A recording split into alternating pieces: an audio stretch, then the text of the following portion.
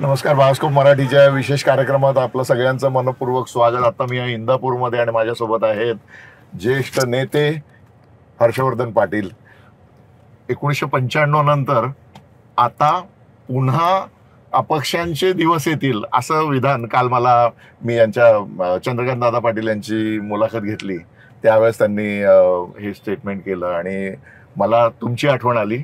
1995च्या निवडणुकांनंतर ज्या पद्धतीने अपक्षांच्या गटाचं नेतृत्व तुम्ही केलेलं होतं आणि तुम्ही ज्या पद्धतीने त्यावेळेस राजकारणावर छाप पाडलेली होती, पुन्हा आता साधारणतः 30 वर्षांनंतर इतिहासाची पुनरावृत्ती होताना दिसते. म्हणजे चंद्रकांत दादा पाटील यांनी हे विधान करणं ही खूप मोठी गोष्ट आहे. तुम्ही काय काय म्हणाल त्याकडे? नाही, मला असं वाटतं की ह्या वेळेस महाविकास आघाडीच्या बाजूनी महाराष्ट्रातल्या सुज्ञ आणि जागरूक मतदारांचा कल असणार आहे. कारण ग्राउंड लेवलला जर बघितलं आपण तर लोकांची ती भावना आहे आणि त्यामुळं परिस्थिती वेगळी आहे आणि यावेळेस निश्चितपणानं महाराष्ट्रामध्ये महाविकास आघाडीचं सरकार येईल. कारण 3-4 फॅक्टर्स आहेत. एक 10 वर्ष झाले हे सरकार महाराष्ट्रामध्ये काम करते. लोकांना बदल हवा आहे. शेतकरी वर्ग हा प्रचंड नाराज आहे कारण शेतकऱ्यांसाठी ह्या 10 वर्षामध्ये काहीच केलेलं नाही. शेतमालाचा भावाचा प्रश्न आहे तोही अतिशय गंभीर आहे. बरोबर.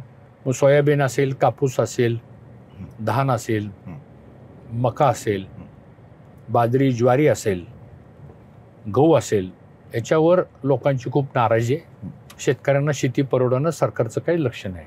बरोबर. दुधाचा व्यवसाय हा महाराष्ट्रामध्ये सगळ्यात मोठा व्यवसाय आहे. आज 2 कोटी लिटरपेक्षा जास्त दूध पर डे महाराष्ट्रामध्ये शेतकरी निर्माण करतो. तुमच्या मतदारसंघात आमच्या मतदारसंघात तर 6 लाख लिटर दूध आहे आमच्याकडे. तर याच्या दराच्या बाबतीमध्ये आज 40 ते 45 रुपये दुधाला दर पाहिजे अशी शेतकऱ्यांची मागणी आहे. कारण ते धंदा परवडत नाही. या सगळ्या फ्रंटवरती सरकार हे अपयशी ठरलेलं आहे. हे मी सांगत नाही, हे शेतकरी बोलतायत. दुसरा मुद्दा, कायदा आणि सुव्यवस्थेचा प्रश्न ह्या राज्यामध्ये अतिशय गंभीर झालेला आहे. म्हणजे प्रशासनाचा जो कंट्रोल पाहिजे बरोबर तो काही राहिलेला नाही आहे. तिसरा मुद्दा, इथले सगळे उद्योगधंदे जे नवीन येऊ पाहतायत ते परराज्यात जायला लागले. कोणाचं लक्ष नाही, कुणी थांबवायचा प्रयत्न करत नाही, कुणी त्यांच्याशी बोलत नाही. उद्योगपती आले तर त्यांच्या मिटिंगा होत नाहीत. आणि आज राज्याची अर्थव्यवस्था जर बघितली तर ती दिवाळखोरीच्या मार्गावर गेलेली आहे. कर्ज प्रचंड वाढलेलं आहे आणि हे सगळं जर बघितलं आपण तर ह्याच्यात कुठंच या बाबतीमध्ये आपल्याला लोकांचा म्हणजे पाठिंबा हा सरकारला दिसत नाही. ही वस्तुस्थिती आहे. त्यामुळं लोकांचा रोष आहे आणि लोक बदल करतील. पण तुम्ही 10 वर्षातला जो आता पूर्ण आढावा घेतला, याच्यातलं 2.5 वर्ष तर उद्धव ठाकरे होते ना, म्हणजे महाविकास आघाडीच्या हातामध्ये सरकार होतं. नाही, ते 2.5 वर्षामध्ये कोविड होता, परंतु लॉकडाऊन होता त्याच्यामध्ये. निर्णय प्रक्रियेमध्ये नाही, लॉकडाऊन होता आणि त्यामुळं 3 वेळा कोविडची लाट आली ना. बरोबर. आणि त्यामुळं केंद्राकडूनही मदत होत नव्हती. पण सर, अन्य राज्यांमध्ये तर त्यावेळेस व्यवस्थित सरकार चालू होती, प्रशासन चालू होतं. आपल्याकडे मुख्यमंत्री मंत्रालयात येत नाहीत या संदर्भात अशी चर्चा होती खूप मोठ्या प्रमाणामध्ये. डावीकडे लेफ्टला. तर त्याकडे तुम्ही कसं बघा? नाही, त्या काळामध्ये सरकार शेवटी कसं असतंय बघा, केंद्रात सरकार वेगळं आणि राज्यात सरकार वेगळं असा ज्यावेळेस फरक पडतो त्यावेळेस मग आपल्या विचाराचं खाली सरकार नाही म्हणल्यानंतर त्यांना मदतच करायची नाही, त्यांची कोंडीच करायची. हे सगळीकडेच चालतं. आणि मग नाही केलं तर मग बाबा आता शेवटी निधी GST कलेक्शन सगळं सरकारकडेच असतं ना, केंद्र सरकारकडं, आणि तिकडून मग निधी येतो सगळा. तर अशा पद्धतीनं मला वाटतं ह्या सगळ्या घटना घडलेल्या आहेत. पण आता निवडणुकीचं वारं आता अंतिम टप्प्यात आलेलं आहे. एकंदरीत चित्र असं दिसतंय की महाविकास आघाडी येईल. शरद पवारांच्या बरोबर आल्यानंतर तुमच्या राजकारणामध्ये नेमका काय फरक पडला असं तुम्हाला वाटतं? नाही, असं आहे, पवार साहेबाचे, त्या कुटुंबाचे आणि आमच्या कुटुंबाचे तसे व्यक्तिगत घरोब्याचे संबंध पहिल्यापासूनच आहेत. तुमच्या चुलत्यांपासून. आमचे काका कॅबिनेट मंत्री असायचे आणि पवारसाहेब राज्यमंत्री असायचे. एका सरकारमध्ये काम केलेलं आहे. 67 साली पवारसाहेब आमदार झाले, आमचे काका 52 साली आमदार झाले, 72ला पवारसाहेब मंत्री झाले, त्यावेळेस आमचे काकाही मंत्रिमंडळात होते. त्यामुळं काँग्रेसमध्ये असताना एकत्र काम केलं. नंतर काँग्रेसचे 2 भाग झाले, पण मूळ धारा ही काँग्रेसचीच होती. पण तुम्ही वारंवार जास्त वेळ अपक्ष म्हणूनच निवडून येताना दिसत होता. त्यावेळेस 2 वेळा मी अपक्ष निवडून आलो आणि 2 वेळा मी काँग्रेसच्या तिकिटावर निवडून आलो. तर मला असं वाटतं की तसे काय राजकारणामध्ये काही विषयावरती राजकीय मतभेद होऊ शकतात किंवा होतात, पण अशी काही मनभेद किंवा टोकाची लढाई किंवा असं काही व्यक्तिगत काही कोणाबद्दल आकस असं काही कारण नव्हतं. आणि आज आमच्या तालुक्यातल्या शेवटी आम्ही देवेंद्रजी फडणवीसांना पण विनंती केली होती की ही जागा आपण ही करा, पण त्यांना काही ते त्याच्यामध्ये यश आलं नाही. आणि लोकसभेलाही आम्ही त्यांना सांगायचो की पुढे हा विधानसभेचा प्रश्न येणार आहे. बरोबर. कारण आम्ही ह्यांना अडचणीत ह्यांनी आम्हाला आणल्यामुळं आम्ही तुमच्याकडे आलो आणि परत हेच मागून आले परत तिथं. तर ठीक आहे, आता त्या घटना होऊन गेल्या आणि मग आमच्या लोकांनी आग्रह धरला की आपल्याला आता पवार साहेबांच्याकडेच गेल्याशिवाय मार्ग नाही. आणि म्हणून जनतेच्या आग्रह खातीर आणि पवार साहेबांनी पण शब्द टाकला की हर्षवर्धन तुम्ही आता माझ्याबरोबर चला, मला तुमची गरज आहे. महाराष्ट्रामध्ये आपल्याला सगळी एक नवीन टीम तयार करायची. त्या पद्धतीने पवार साहेबांनी आग्रह धरला, आम्ही निर्णय घेतला, पवार साहेबांनी उमेदवारी दिली आणि आता निवडणुकीचा प्रचार आमचा अंतिम टप्प्यात आला आहे. आता आपण बोलताना शेतकऱ्यांच्या विषयासंदर्भात बोलत होतात. पश्चिम महाराष्ट्रातला शेतकरी हा सर्वार्थाने सबळ किंवा सक्षम शेतकरी म्हणून समजला जातो, परंतु तुम्ही कृषी मंत्री म्हणून काम केलेलं आहे. आता राज्यातील समस्त शेतकरी वर्गाची स्थिती जर बघितली तर तो खूप मोठ्या अडचणीत सापडलेला आहे आणि त्यामुळे मराठा आरक्षण आंदोलनाची खरी सुरुवात तिथून सुरू, म्हणजे ते सगळं आंदोलन मागचं मुख्य कारण ते आहे. तर आता तुमच्यासारखे नेते ज्यांची पार्श्वभूमी मराठा समाजाची आहे, ज्यांनी सत्तेच्या राजकारणात अनेक वर्ष काम केलेलं आहे, तर ही शेतकऱ्याच्या मुलांवर ही परिस्थिती आता का आली, या संदर्भात तुम्ही काय सांगाल? नाही, मी मगाशी उल्लेख केला ना आपल्याला की शेवटी महाराष्ट्र हा एक कृषीप्रधान हे राज्य आहे. बरोबर. आणि 70% 80% उपजीविकेचं साधन ही शेतीच आहे. आता शेती करायची असेल तर शेतमालाला भाव पाहिजे, धोरणं तशी पाहिजे आणि शेतकऱ्यांना उत्पादन खर्चाचाही कुठंतरी सरकारने हिशोब केला पाहिजे की त्याला उत्पादन खर्च किती येतोय. ठीक आहे, आज सरकार पुढे 2 प्रश्न असतात, शेतकऱ्याला बी जगवलं पाहिजे आणि ग्राहकाला पण सांभाळलं पाहिजे. पण ग्राहकाला सांभाळत असताना शेतकरी उद्ध्वस्त झाला तर उद्या ह्या राज्यामध्ये देशामध्ये पिकवणार आहे कोण आणि कुठून आणणार आपण हे सगळे? एक काळ आपण परदेशातनं मिळून सुद्धा आणलेलं आहे, म्हणजे 72च्या दुष्काळात म्हणून सगळ्यांनी या गोष्टी बघितलेल्या आहेत. म्हणून प्रो फार्मर किंवा प्रो शेतकरी धोरण नसल्यामुळं ही तरुण मुलं ही बेकारीत निघाली, नोकऱ्या नाहीत, त्यानंतर मग आरक्षण नाही, व्यवसाय करावं तर दर नाही, उद्योगधंदा टाकावं तर पॉलिसी नाही, कुठली अशी कॉन्क्रीट पॉलिसी नाही, इरिगेशनचं शाश्वती नाही, मध्ये आधी दुष्काळ पडतो, काही वेळेस अतिवृष्टी होती, काही वेळेस गारपीट होती, काही वेळेस चक्रीवादळ होतं आणि मग ह्याचा सगळा घोर फटका कोणाला बसतो? तो शेतकऱ्याला बसतो. आणि त्यामुळं मग सोसायटीमध्ये जो अराजक जो माजला गेला तो ह्या गोष्टीमुळे झाला. तर मला वाटतं सरकारचं प्रथम प्राधान्य हे शेतकऱ्याच्या हिताची निर्णय असले पाहिजे. आणि झालं काय, त्यांनी जे पीक कर्ज काढलं शेतीसाठी, पिकासाठी कर्ज काढतात त्याला पीक कर्ज म्हणतो. भांडवली गुंतवणूक असेल, ट्रॅक्टर म्हणा, पाईपलाईन म्हणा, विहिरी म्हणा, लिफ्ट म्हणा, की ज्या पायाभूत सुविधा लागतात शेती शाश्वत इरिगेशन करण्याकरता, तर त्याला मध्यम मुदतचं कर्ज असतं.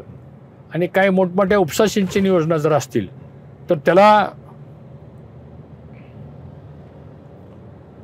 दीर्घ मुदतीचं कर्ज लागतं.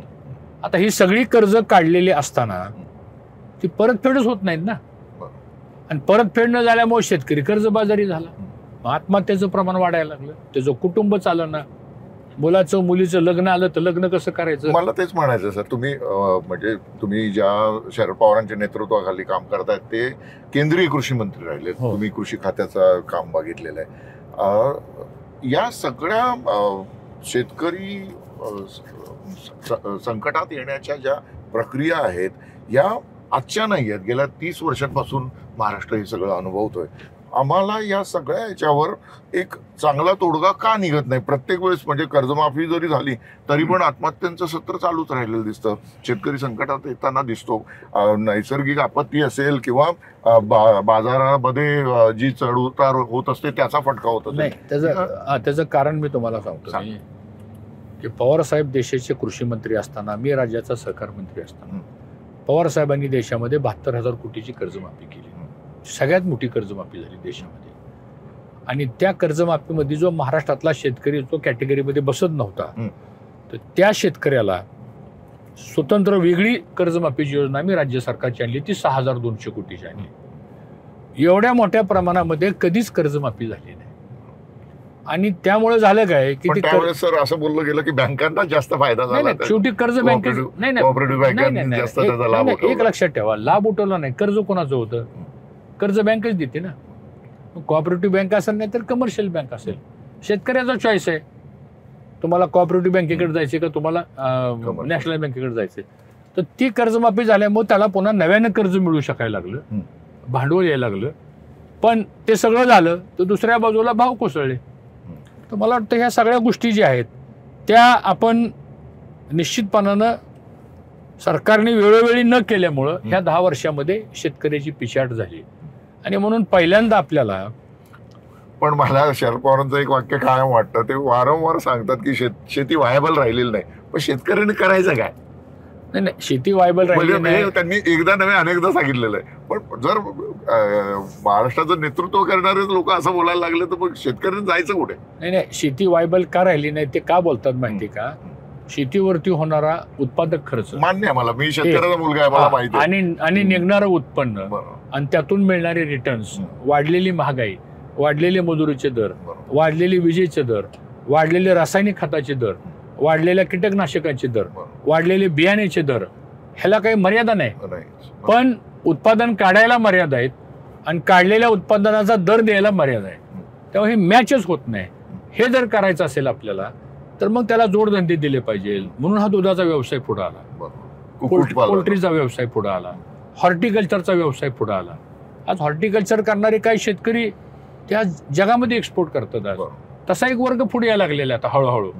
म्हणजे आता अपारंपरिक शेती करणारा वर्ग संपत आलाय, आधुनिक शेती करणारा वर्ग आता पुढे यायला लागला. तर हे बदल होत आहेत, नाही असं नाही. पण तरी सुद्धा आज महाराष्ट्रातला शेतकरी हवालदिल झालेला आहे. आणि पोल्ट्रीचा व्यवसाय हा मोठ्या प्रमाणामध्ये आंध्र प्रदेशमध्ये, कर्नाटकमध्ये वाढायला लागला, महाराष्ट्रामध्ये कमी व्हायला लागला. दुधाचा व्यवसाय गुजरातमध्ये वाढायला लागला, महाराष्ट्रामध्ये तो स्टॅग्नंट झाला.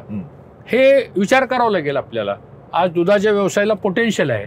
पण शेतकऱ्याची पुढची पिढी सर येताना दिसत नाही ना शेतीमध्ये, ती पूर्णपणे तुटत चाललेली आहे. ती का यायला तयार नाही? तशी धोरणं नाहीत. तुम्ही एखादा उद्योग अडचणीत आला की तुम्ही त्याला पॅकेज देता, तुम्ही त्याचं कर्ज माफ करता, तुम्ही त्याला इन्सेंटिव्ह देता, तुम्ही त्याला टॅक्सेशन मध्ये सवलती देता आणि त्याचा प्रोजेक्ट तुम्ही व्हायबल करता. आणि मग त्याला जमीन फुकट द्या, त्याला वीज फुकट द्या, त्याला टॅक्स मुक्त करा. एखादा पिक्चर चांगला असेल तर तुम्ही त्याला करमुक्त करता. हे सगळं करता. मग आमचं म्हणणं असं आहे की मग का आपण ह्या गोष्टी शेतकऱ्याला का तसा फायदा मिळत नाही? तर ह्या सगळ्या गोष्टीचा विचार मला असं वाटतं आपण करण्याची गरज आहे, असं माझं मत आहे. आता ज्या पद्धतीने आपण बघतो की एकूणच महाराष्ट्राचं राजकारण ज्या वेगाने बदलत चाललेलं आहे, पक्षांतर खूप मोठ्या प्रमाणात झाली, पक्ष फुटले, कुटुंबांमध्ये राजकीय पातळीवरून वाद निर्माण झाले. या सगळ्या पार्श्वभूमीवर म्हणजे तुम्ही भाजपकडून आता तिकडे आलेला आहात, तर हा प्रवास तुम्ही कसा बघताय याच्याकडे? नाही, प्रवास म्हणजे एकतर आम्ही काँग्रेसच्या संस्कृतीत वाढलेली माणसं. काँग्रेसची संस्कृतीमध्ये सर्व धर्म समभाव, सगळ्या जाती धर्मांना बरोबर घेऊन जाण्याचं काम. शेतकऱ्याकरता, ग्रामीण भागाकरता, सहकाराकरता कायम योजना राबवलेली माणसं. मग आज बघा तुम्ही, साखर कारखाने, शिक्षण संस्था, engineering college, medical college, polytechnic college, गावागावाचे हायस्कूल्स, पतसंस्था, अर्बन बँका, ह्या कोण चालवतं महाराष्ट्रामध्ये? ही काँग्रेसची विचारधाराची माणसं चालवतात, कारण त्यांना ती शिकवण आहे. आणि हा खरं रचनात्मक पाया आहे मला असं वाटतं. आता आमच्याकडे बघितलं तर आमच्याकडे 2-3 साखर कारखाने, दूध संघ आहे, शिक्षण संस्था आहेत. 8-8, 9-9 हजार माणसं असते ठिकाणी कामाला असतात. त्यांचा उपजीविकेचं साधन आहे. 40-40 हजार शैक्षणिक संस्था आहेत ना. 40-40 हजार मुलं शिक्षण घेत आहेत. कोणाची मुलं आहेत ही सगळी? हे कन्स्ट्रक्टिव्ह काम आहे. दुर्दैवानं जे इतर पक्ष सत्तेमध्ये आले त्यांना एवढी एखादी सत्ता मिळाली, पण त्यांना ह्या गोष्टी नाही करता आल्या. पण काँग्रेसकडे सत्ताही तितक्या वर्षांची आहे ना. होय ना, मग केलं ना त्यांनी. सत्ता इतक्या वर्ष होती, सत्ता इतकं वर्ष टिकवली बी त्यांनी. सांगतो ठीक आहे, एखाद्या वेळेस जास्त दिवस सत्ता झाल्या लोकांना वाटतं बदल करावा, बदल झाला. आता लोकांना वाटतं की ह्याच्यापेक्षा पहिलेच बरं होतं. एक काळ असा होता की प्रस्थापितांना घरी बसवा, म्हणजे प्रस्थापितांना विस्थापित करा, असा एक काळ होता. पण प्रस्थापितांना विस्थापित केलं. भाषेत बोलायचं तर भाकरी परत नाही. विस्थापित केलं. पण तो जो झालेला बदल होता ना, त्यातनं आउटपुट काय मिळाला नाही. लोक विचार करायला लागले ना की बाबा ते असं करतात तर तुम्ही असं का करत नाही. त्यामुळे मला असं वाटतं की शेवटी महाराष्ट्र राज्याची निर्मिती 1960ला जी झाली, हे राज्य कल्याणकारी राज्य म्हणून निर्माण झालं. बरोबर. म्हणजे Maharashtra is a social welfare state. बरोबर. लोककल्याणकारी राज्य. हा, मग आता लोककल्याण राज्य म्हणून आपण काय केलं ह्याचा पण आढावा घ्यावा लागेल ना आपल्याला. लोककल्याण म्हणजे काय? सवलती दिल्या आणि सबसिडी दिली म्हणजे लोककल्याण नाही. त्याला रोजगार दिला पाहिजे, त्याला संरक्षण दिलं पाहिजे, त्याला. लाडकी बहीण योजना खूप सध्या गाजते आणि त्याचा खूप मोठा इम्पॅक्ट आहे अशा पद्धतीने बोललं जातं. नाही, असं आहे, योजना काढली ही आजच का सुटली तुम्हाला? मग लोकसभाच्या अगोदर का केली नाही? म्हणजे लोकसभेला दणका बसल्यानंतरच तुम्हाला ती लाडकी बहीण आठवली. हे मी म्हणत नाही, ह्या लाडक्या बहिणी म्हणतात, सांगतो तुम्हाला. आणि मग योजना भेटत. आता महिलांचाच कार्यक्रम होता. आता तुम्ही याच्या अगोदर हा महिलांचाच कार्यक्रम होता. आणि मग हे सगळं होतं, तर मग तुम्ही नोव्हेंबर पर्यंतचेच पैसे का दिले? द्यायचे तर मार्च पर्यंतची देऊन टाकायचे ऍडव्हान्स मध्ये पैसे. काय झालं ना द्यायला पाहिजे होते. फक्त नोव्हेंबर पर्यंतच का दिले? कारण 20ला मतदान आहे, 23ला काउंटिंग आहे, 27ला सरकारची मुदत संपते. बरोबर. हे पण लोकांना कळतं ना. आणि एका बाजूला तुम्ही लाडकी बहीण योजनेसाठी पैसे अनुदान दिलं, आणि दुसऱ्या बाजूला तुम्ही इकडे महागाई. आज तेलाचा डबा 1700 रुपयावरनं 2200 रुपयावर गेला. ही जी महागाई, जी उच्चांक केलाय महागाईने, याचं काय करायचं? माणसं हैराण झालेत, त्रस्त झालेले आहेत. किराणा बाजारात एका दुकानात जर गेला आपण, तर 500 रुपये घेऊन गेला तर एवढ्या पिशवीमध्ये सुद्धा सामान बसत नाही. भाजीपाला आणायला गेला एखाद्या मंडईमध्ये आपण, तर पूर्वी 50 रुपयाचा भाजीपाला घेतला तर अशा 2 पिशव्या भरून यायच्या. सांगतो आज ते परवडत नाही लोकांना आज. त्यामुळं खरंच सगळ्या बाजूनी आज. आणि म्हणून पण ही जी लोकांमधली अस्वस्थता आहे, जसं तुम्ही आता सगळं सांगत होता, विरोधी पक्षांनी ही कधी एनकॅश केलेली दिसली नाही नजीकच्या काळामध्ये. नाही, आता एनकॅश करायचं म्हणजे काय करायचं सांगा? त्या संदर्भात आंदोलनं सारखीच चाललेत ना. पण तुम्ही किती आंदोलन करा, आमच्यावर काही फरकच पडत नाही. एकेकाळी असं असायचं, आंदोलन केलं तर त्या आंदोलकांना बोलवून घ्यायची, चर्चा व्हायची, आम्ही बैठका घ्यायचो. आता आरक्षणाचे आंदोलन झाले, त्याला राजकीय स्वरूप दिलं जातं की तोडा मोडा, आंदोलन मोडीत काढा. असं नाही चालत ना. लोकशाहीमध्ये प्रत्येकाला बोलण्याचा अधिकार आहे, प्रत्येकाला आपली भूमिका मांडण्याचा अधिकार आहे. पण तसं होत नाही. आता हे सगळं बदल व्हायला लागलेलं आहे. आणि तुम्हाला अजून एक सांगतो, ह्या निवडणुकीमधला महत्वाचा बदल असा आहे, ही निवडणूक आहे ना, ही निवडणूक जनतेच्या हातात गेलेली आहे. तुम्ही कुठल्याही मतदारसंघात जावा, लोकसभेला माणसं काही बोलत नव्हती, गप्प बसायची. हो, पण म्हणलं का नाही बाबा मतदान असे करायचे, एक शब्द बोलून. आता हा जोडायच्या अगोदरच म्हणतात, तुतारी आहे का, मत देतो. हाताचा पंजा आहे का, मत देतो. मशाल आहे का, मत देतो. का?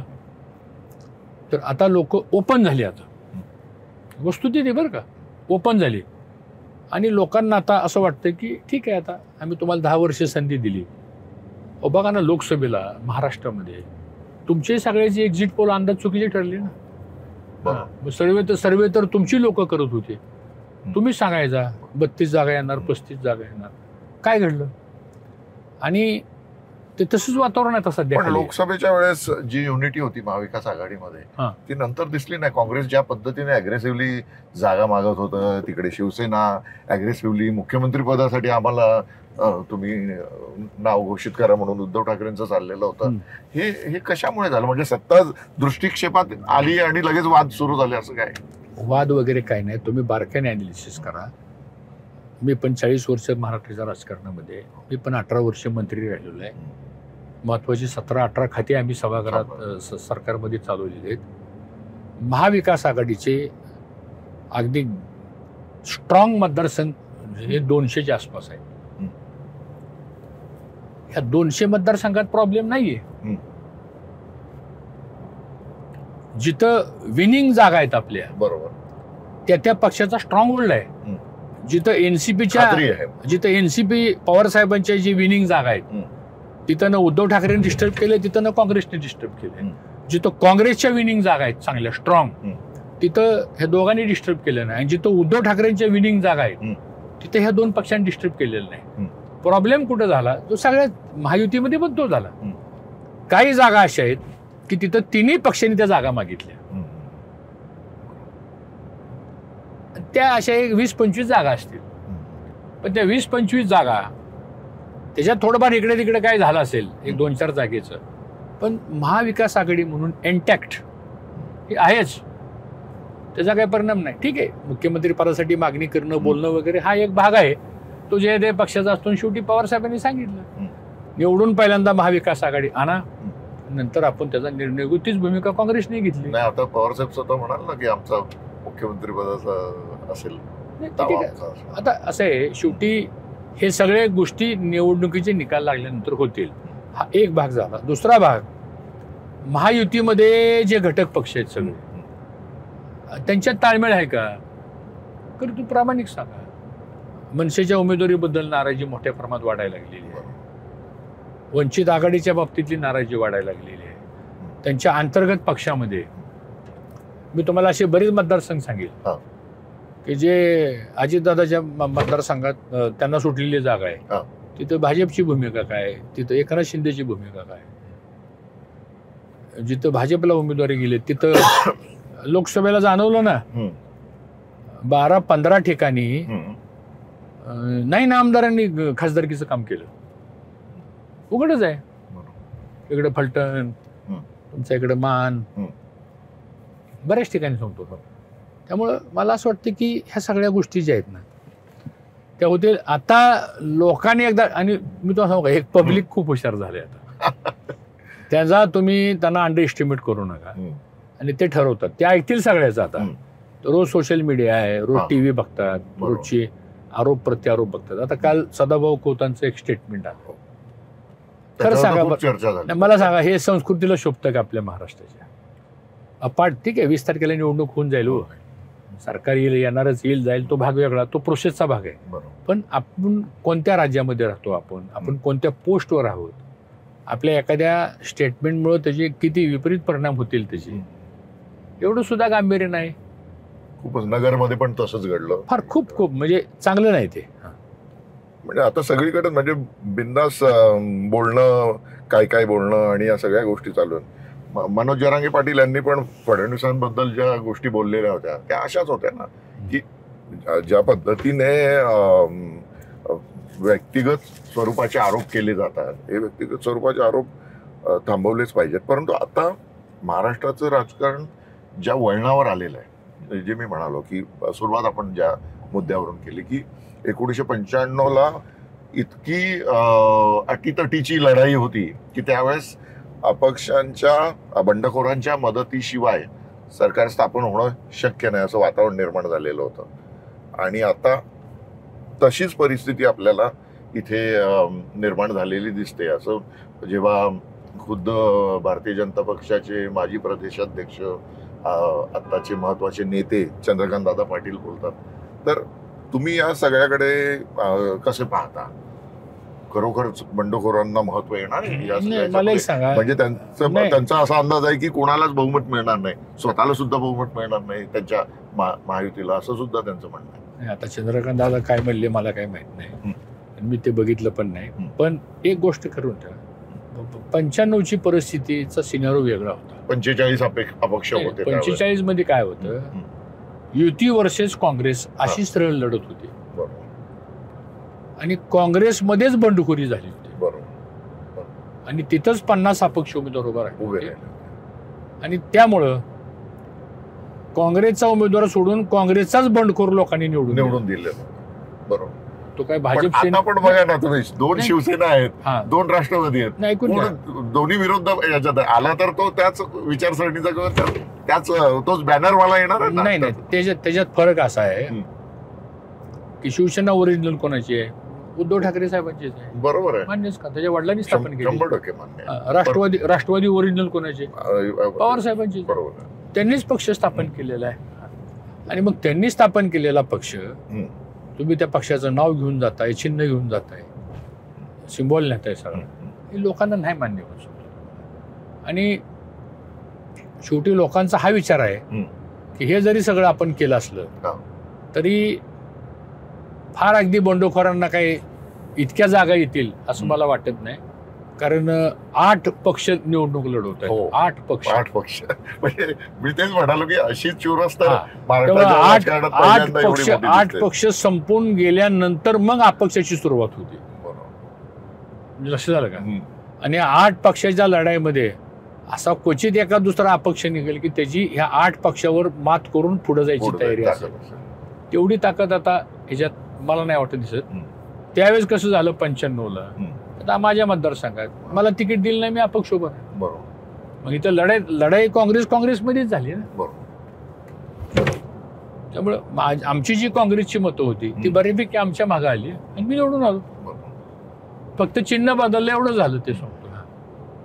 तसं आता नाही होणार. सांगतो यावेळेस तुतारी आणि पिपाणी याचं काय तुम्हाला वाटतं, काय होईल त्याची? नाही, काही नाही. कारण आपण कोल्हापूरमध्ये आणि याच्यामध्ये साताऱ्यामध्ये बघितलं, त्याचं इम्पॅक्ट बघितलं. पर्टिक्युलरली उदयनराजे भोसले यांच्या मतदारसंघात तर जास्त त्याचं प्रकर्षाने जाणवलं. नाही, ते झालं कारण चिन्ह नवीनच होतं आणि तुतारीलाही चिन्हाला पण तुतारी म्हणायची आणि पिपाणीला पण तुतारी म्हणायची. बरोबर. बोलीभाषेत काही ठिकाणी बोलीभाषेत. त्यामुळे तो घोटाळा झाला.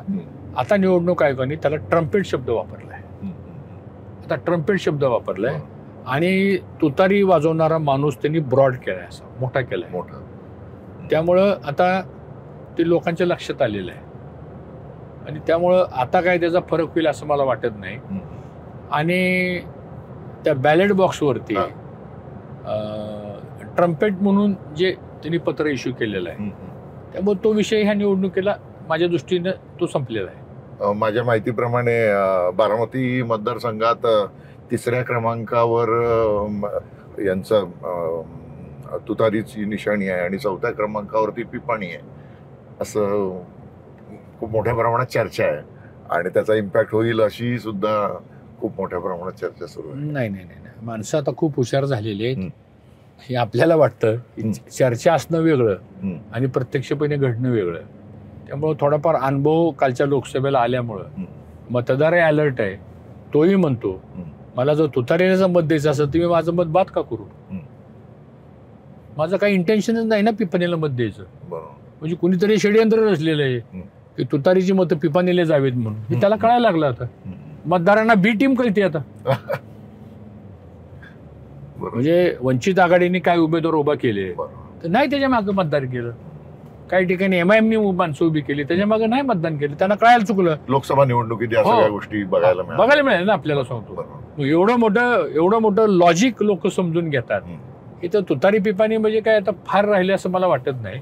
आणि आता तर रिहर्सल झालं लोकसभेचं रिहर्सल झाल्यामुळं मला वाटतं आता त्याचा खूप चांगला इम्पॅक्ट आता तुतारीला होईल. आपण खूप विस्ताराने बोलतो आहोत. ज्या पद्धतीने प्रचार आता मॉडर्नाइज होत चाललेला आहे, म्हणजे डिजिटल प्रचार खूप मोठ्या प्रमाणात होताना दिसतो, सोशल मीडियाच्या माध्यमातून खूप चर्चा होताना दिसतात. तर तुम्ही या सगळ्याकडे कसं बघता? प्रचार यंत्र म्हणजे तुम्ही गेल्या 40 वर्षातली सगळी प्रचार यंत्रणा बघितलेली, म्हणजे 4 दशकं म्हणजे खूप मोठा कालखंड आहे. तर भोंग्यावरून लोकांना आवाहन करत फिरणारे उमेदवार ते आतापर्यंत डिजिटल माध्यमातून लोकांपर्यंत, लोकांच्या अगदी हातातल्या मोबाईल पर्यंत जाणारे उमेदवार, या सगळ्याकडे तुम्ही कसं पाहता? नाही, मला असं वाटतं की पूर्वी कसं असायचं, 3 आठवड्याचा प्रचाराचा कालावधी असायचा. बरोबर. उमेदवाराच्या नावाचा प्रचार, त्याच्या चिन्हाचा प्रचार, त्या निवडणुकीची तारीख, मतदानाची वेळ, हे सगळं सांगण्याकरता 3 आठवडे लागायचे. हो. आणि म्हणून गावोगाव आणि संपर्क साधनं पण अवघड होतं. आता छाननी झाली आणि हे उमेदवार डिक्लेअर झाले. जसं नोटीस बोर्डवर एकदा रिटर्निंग ऑफिसरनी यादी लावली चिन्हासहित, तर विदिन 10 मिनिटांमध्ये अख्ख्या मतदारसंघामधल्या सगळ्या मतदारांच्या पर्यंत उमेदवार कोण आहे, कोणत्या पक्षाचा आहे, त्याचं चिन्ह कोणतं आहे, हे त्या क्षणाला पोहोचू शकतो, रिअल टाइम त्यासमोर पोचतं. आणि त्यासमोर पोचलं की ते ठरवतात मतदान कुणाला करायचं. आणि त्यामुळे आता अवेअरनेस आलेला आहे सोशल मीडियामुळं. आणि हे सगळे लाईव्ह प्रोग्राम जे होतात सगळे, हे आता एक नवीन कंटेंट आलेलं आहे. आणि कोणाचंही भाषण लाईव्ह असेल तर ते भाषण चालू असताना खाली कमेंट्स येतात. बरोबर. त्या कमेंट्स मधून मग त्याला लाईक किती, त्याला डिसलाईक किती, कुणाला ट्रोल केलं, कुणाला अनट्रोल केलं, हे सगळं येतं. ह्याच्यावरून त्या वोटरची मानसिकता लगेच कळते आपल्याला. त्यामुळं तो फक्त त्या तारखेची वाट बघतो, त्या दिवशी मला जाऊन मतदान करायचं. त्यामुळे तो आजच त्याचं ठरलेलं असतं. मी मगाशी एक शब्द उच्चारला ना, की ही निवडणूक जनतेने हातात घेतलेली आहे, जनतेने ठरवले. आता याच्यात मला एक तुम्हाला, मी तुमच्या मतदारसंघात फिरतोय इंदापूरमध्ये, तर मला सगळीकडे तुमचे पण गुलाबी शर्ट मधले फोटो दिसत आहेत. तर हा गुलाबी रंग तिकडचा बारामतीतला इकडे तुमच्यापर्यंत कसा काय आला? नाही, असले कुठले रंगबिंग आम्ही काय करत नाही, काय नाही. आमचा एकच रंग आहे, जनता आणि आम्ही, हा आमचा एकच रंग आहे. त्यामुळं मला असं वाटतं ही गुलाबी रंग वगैरे हे आता कुठे इव्हेंट मॅनेजमेंट मधून आलेला दिसतोय. हा काही पब्लिक मधनं आलेला नाही, न जनतेतनं आलेला नाही. काहीतरी इव्हेंट मॅनेजमेंटच्या लोकांचे किंवा काही स्ट्रॅटेजी मॅनेज लोकांचं काहीतरी एक ती असेल काय त्याच्या पाठी, मग आय डोंट नो. पण जनताना आम्ही हा आमचा एकच रंग आहे. आता एकूणच म्हणजे जो विषय निघाला आता, इव्हेंट मॅनेजमेंट कंपन्या आणि निवडणूक हा आता एक इव्हेंट बनलाय बऱ्यापैकी, प्रचार हा सुद्धा इव्हेंट बनलाय. आणि त्यातला जो सर्वसामान्य माणसापर्यंत पोहोचण्याचा जो कनेक्ट होण्याचा जो प्रकार होता तो कमी होताना दिसतोय राज्यात. सगळीकडे जेव्हा आपण बघतो तेव्हा खूप सुळसुळाट झालाय या अशा प्रकारच्या कन्सल्टन्सी इव्हेंट मॅनेजमेंट वाल्यांचा. तुमच्यापर्यंत पण पोहोचत असतील ना तुझे? नाही, काय होतं माहिती का, ठीक आहे, आता त्याच्या प्रोफेशनली ही कामं असतात सगळी, ते काय शेवटी ते प्रोफेशन आहे. मी कुठल्या प्रोफेशनला कधीच नावं ठेवणार नाही. ते त्यांचं स्किल आहे, ते आपण स्वीकारायचं का न स्वीकारायचं हा जे त्याचा इंडिव्हिज्युअल भाग आहे. पण एक गोष्ट अशी आहे की ते सर्वे होतात, जो सॅम्पल होतो 8,000 10,000 माणसं, तर तो एक रोडमॅप असतो. एका मतदारसंघामध्ये जर उद्या 4-4 आणि 3-3 लाख मतदान असतील, तर वेगवेगळ्या पॉकेटमध्ये वेगवेगळ्या बूथवर सुद्धा एखादा बूथ मधला एरिया एखादा निगेटिव्ह असतो, एखादा पॉझिटिव्ह असतो, एखादा तटस्थ असतो. बरोबर. आपल्याला माहिती असतं ही एक 6 घरं आहेत, ही 6 घराची जरा वैचारिक पातळी वेगळी आहे. बरोबर. मधल्या आळीमधली साधारणपणे ही एक 200 मतं आहेत, ही आपल्या विचाराची आहेत. ती खालची जी आहेत त्यांचं ह्यांचं जमत नाही, ते नाहीत. बरोबर. आता हा जो काही डीपनेस आहे ना, हा प्रॅक्टिकली जी माणसं ग्राउंड लेव्हलला काम करतात त्यांना माहित असतं. सांगतो त्यामुळं म्हणून बरेच वेळा मग सर्वे चुकतात. बरोबर. आणि सर्वेक्षणावर मग त्यामुळे जास्त त्यावर आधारित काम करणारे लोक सुद्धा चुकतात ना. हा, चुकतात ना, ते सांगा ना तुम्ही. आता ते असं आहे की ते म्हणतात की आम्ही तो सर्वे दिलता तो त्यावेळेचा होता, नंतर काय बदललं आम्हाला माहित नाही. सांगतो म्हणजे nobody is answerable for defeat, but everybody takes the credit of victory. एक कॉमन थिंग आहे. विजयाला सगळे विजयाचे सगळे मानकरी असतात आणि पराभवाचा कोणी जबाबदारी घेत. चर्चा केली. मला अजून एक आपल्याला एक गोष्ट सांगायची होती, म्हणजे आपलं हे समारोप करण्यापूर्वी माझं व्यक्तिगत मत आहे हे, महाराष्ट्राची राजकारणाची सुसंस्कृतपणा जो आहे ना तो वाढला पाहिजे.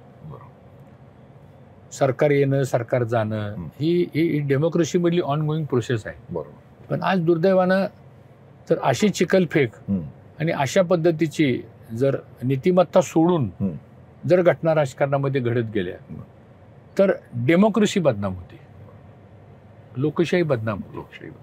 आणि मग असं घडल्यानंतर मग चांगली माणसं ज्याच्याकडे बुद्धिमत्ता आहे, ज्याच्याकडे क्षमता आहे, ज्याच्याकडे विचारसरणी आहे, ज्याच्याकडे प्रामाणिकपणा आहे, ही माणसं ह्या सगळ्या प्रोसेसपासून बाजूला जातील. म्हणजे राजकारण नको, ते आपलं काम नाही असे जातील. आणि म्हणून मला असं वाटतं की सरकार आल्यानंतर राज्याचे काही प्रश्न असतात तिथं पार्टी सरकार म्हणून विचार करून चालत नाही. तिथं असा एक डायलॉग व्हायला पाहिजे आणि डायलॉग करणारी काही माणसं लागतात, सांगतो, अक्रॉस द पार्टी लेवल सुद्धा. मी दुर्दैवानं तशी पद्धत नाहीये. बरोबर. मला हा कायम प्रश्न पडत असतो की अनेक विषयांवर विधिमंडळामध्ये चर्चा व्हायची, वादविवाद व्हायचे, त्यावेळेस सर्वपक्षीय विधिमंडळ सदस्यांची चर्चा विधिमंडळ समिती नेमली जायची आणि त्या मी 10 वर्ष संसदीय कार्यमंत्री होतो. सगळे गट नेते, गट प्रमुख, विविध पक्षांचे चीफ व्हीप यांची आम्ही आठवड्यातून 2-2 वेळा बैठक घ्यायचो. एखादा प्रश्न सभागृहामध्ये जर ईर्षेला पेटला आणि सरकार म्हणून जर मला वाटलं की नाही हे विरोधकांचं म्हणणं बरोबर आहे, ही गोष्ट आपल्या रेटून चालणार नाही, मी दालनात जायचो, अध्यक्षाला म्हणायचो सभागृह ऍडजॉर्न करा, तिकडची 6 माणसं इकडची 6 माणसं बसू आपण, आम्ही त्या कमिटी रूम मध्ये बसायचो. आणि मग सरकार म्हणून जर मला वाटलं की नाही ह्यांची मागणी बरोबर आहे, मी सांगायचो हे जे आपण हा प्रस्ताव मागे राहू द्या, तर आपण जॉईंट सिलेक्शन कमिटीकडे जाऊ, संयुक्त समितीकडे आपण जाऊ.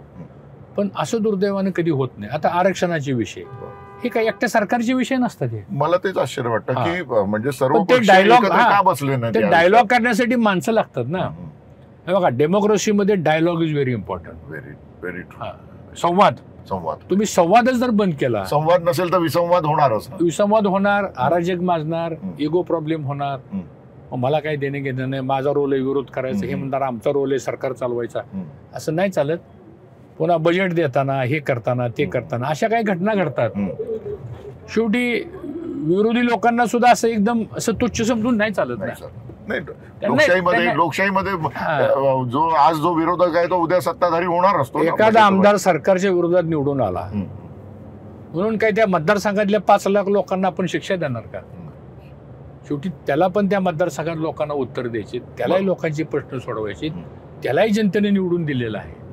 पण नाही, ह्याला डीपीडीसीतनं पैसे द्यायचे नाहीत, ह्याच्या योजना बंद करून टाका, ह्याच्या विचाराचा एक पण अधिकारी देऊ नका, असं नाही. मी संसदीय कार्यमंत्री असताना मी बोलून लोकांना निधी द्यायचो, सांगायचो, नाही गरज पडली तर मुख्यमंत्र्यांपर्यंत जायचो, साहेब हे आपल्याला करावं लागेल, असं नाही चालणार. ठीक आहे, थोडं जुक्तमाप सत्ताधारी पक्षाला द्या, ते स्वाभाविक आहे. इकडे जर 60% द्या, इकडे 40% द्या.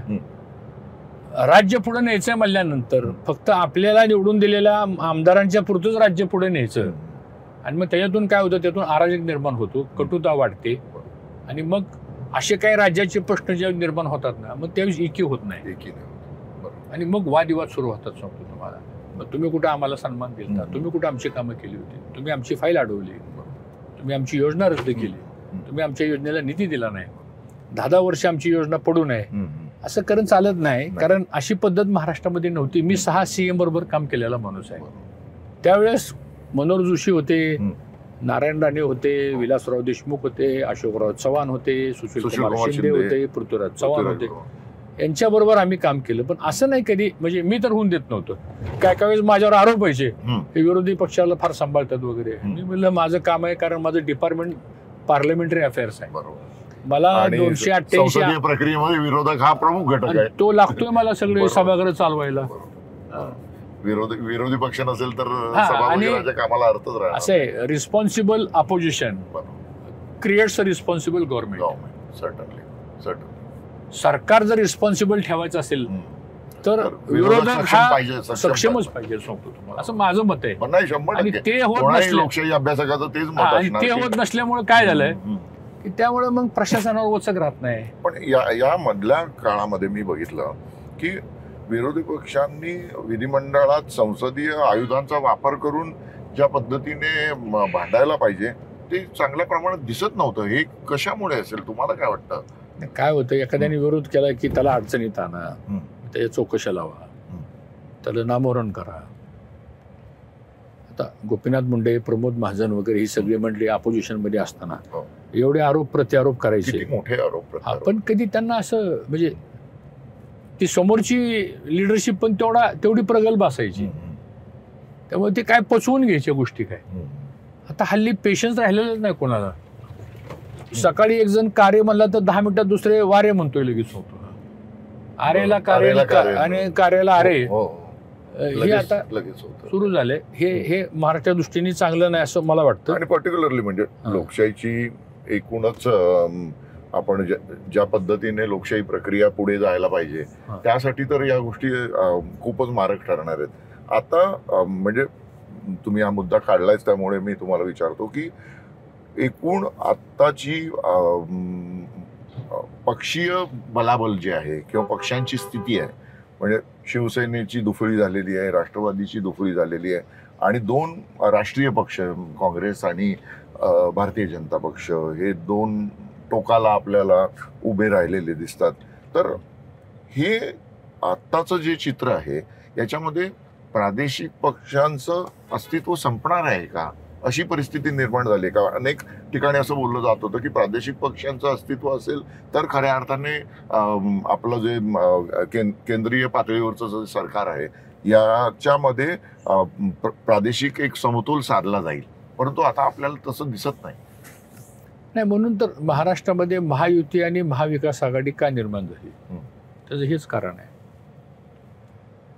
राज्यामध्ये 6 विभाग आहेत आपल्याकडे, आणि 6 विभागामधली आयडिओलॉजी, सायकोलॉजी आणि पार्टी सेटअप हा वेगवेगळा आहे. विदर्भातला वेगळा आहे, मराठवाड्यातला वेगळा आहे, पश्चिम महाराष्ट्र वेगळा आहे, कोकणातला वेगळा आहे, मुंबईतला वेगळा आहे, खानदेशमधला वेगळा आहे. त्यामुळे असा एक काळ असा होता की एक काँग्रेस पक्ष सगळ्या राज्यामध्ये चालायचा. बरोबर. काही राज्यामध्ये कसं आहे, काँग्रेस आणि भाजप 2च पक्ष आहेत. साऊथच्या राज्यामध्ये कसं आहे, तिथला प्रादेशिक पक्ष आणि समजा काँग्रेस किंवा भाजप. तशी परिस्थिती महाराष्ट्रामध्ये नाही. आणि महाराष्ट्रामध्ये काय झाले, 7 ते 8 पक्षांना ऍक्सेस निर्माण झालेला आहे, आणि त्यांचे पॉकेट्स तयार झालेले.